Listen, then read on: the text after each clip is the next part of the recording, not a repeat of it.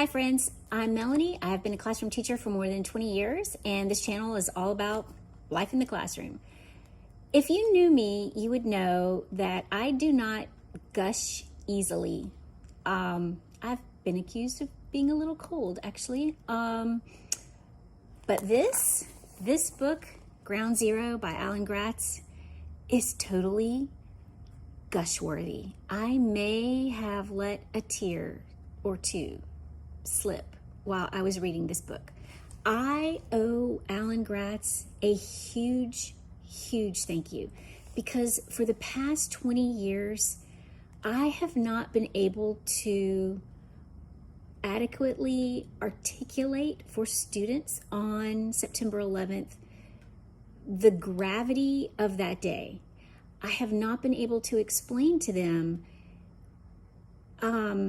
the emotions that we all felt, the confusion, the fear, the anxiety, and then the overwhelming sadness that came as more and more people who survived and came down those many flights of stairs that day, as they were able to tell their stories of things they saw and things they had to do to get out of that tower.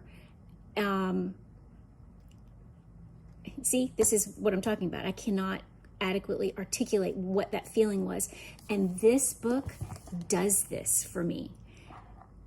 I mean, I would say every American classroom needs this book, because finally we have a vehicle to help us let these young people understand what life was like on September 11th, 2001. Thank you, Alan Gratz. Thank you. I mean, this book is fabulous. You have to have it. And if I do have several students that watch this channel to get ideas for books, kids, you got to read this. So if you know Alan Gratz and his writing style, you know that he likes to alternate his chapters between different characters and their point of view. As a classroom teacher, I love this. But what I really love is that it's not just that as the students read the books, they have to basically keep, depending on how many characters there are, let's say in Refugee, there were 3 main characters. So they had to keep those 3 plot lines in their memories as they progress from chapter to chapter.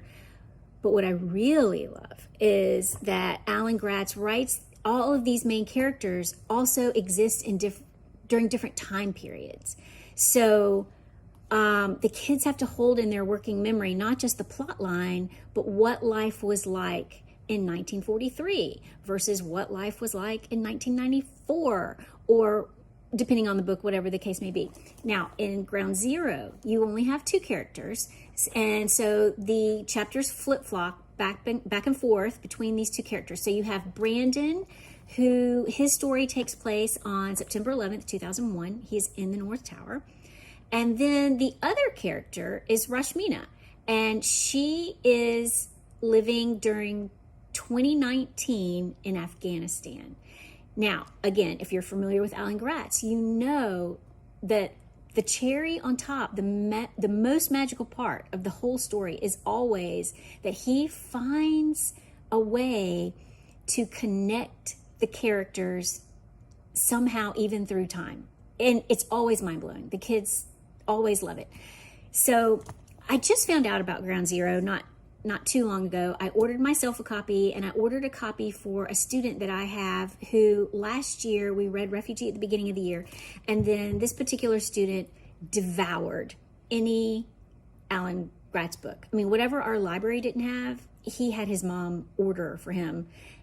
He just read them all. He loves it. Biggest fan. Grenade, Allies, no matter which one, he read them all. So this year, yes, he's reading, but it's a little more reluctantly. It's not as enthusiastically, because he's like, well, nothing is as good as the Alan Gratz books. So when I saw that when I saw Ground Zero for sale, I ordered 2 copies, one for myself and one for this student. And he's been reading it during independent reading time, and we're not reading it together, but because we were both reading it at the same time, I would just kind of wander over to him and, have you gotten to the part where And he would, he was like, oh my gosh, he's just, and all the other kids see him praising and kind of, freaking out over this book. And so the line of kids who want to get their hands on it next has been also growing.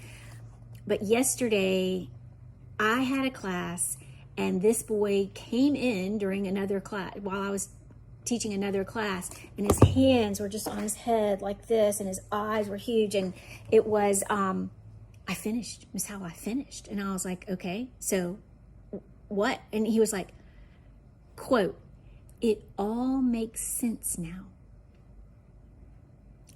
I mean, as a teacher, is there anything else you want to hear? I mean, that moment just reminded me why I do this, why I come here and teach in a mask every day. I mean, he was blown away. And then he was like, it was so good. It was so good. I didn't see it coming, and it all makes sense now. And he just kept saying it. And I was like, okay, I'm so glad you finished, blah, blah, blah, and then he left. Well, all of this happened in front of my other class. So again, he's book talking without realizing he's book talking.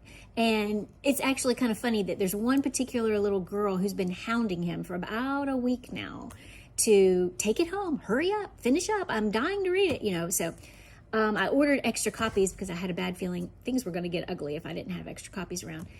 Again, Alan Gratz, thank you. Thank you so much for making my little teacher heart so happy when the kids are so enthusiastic to read and then just talk a book up and love it. And the joy of reading is just happening everywhere. And thank you. I don't know what else to say. Thank you. And please keep writing. Bye, everybody.